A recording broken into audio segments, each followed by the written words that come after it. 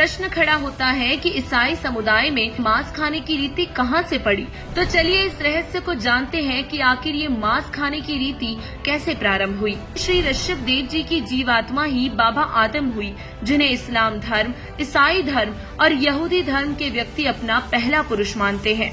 बाबा आदम व उनकी पत्नी हव्वा के सहयोग से 2 पुत्र उत्पन्न हुए, जिनमें से एक का नाम काइन तथा दूसरे का नाम हाबिल रखा गया।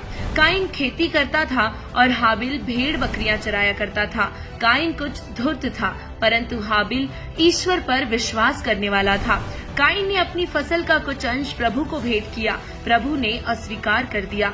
फिर हाबिल ने अपने भेड़ के पहले मेमने को प्रभु को भेंट किया, प्रभु ने स्वीकार किया। अब सोचने की बात ये है कि यदि बाबा आदम में प्रभु बोल रहा होता तो कहता कि बेटा हाबिल, मैं तेरे से प्रसन्न हूँ। आपने जो मेमना भेंट किया है यह आपकी प्रभु के प्रति श्रद्धा का प्रतीक है।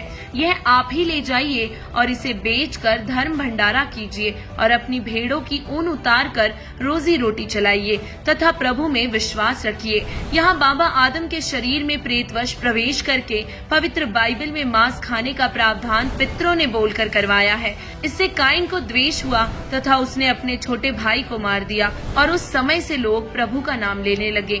अब यहाँ पर सोचने की बात ये है कि जहाँ से पवित्र ईसाई धर्म की शुरुआत हुई, वहीं से मार काट, लोभ और लालच, द्वेष परिपूर्ण है।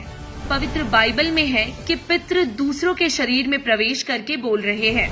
उनका आदेश पालन करके मानव महापाप का भागी हो रहा है। और इसी संदर्भ में कबीर परमेश्वर जी ने कहा है, कबीर मांस मांस सब एक है, मुर्गी हिरनी गाय, आँख देख नर खात है, ते नर नरक ही जाए। कबीर यह कुकर को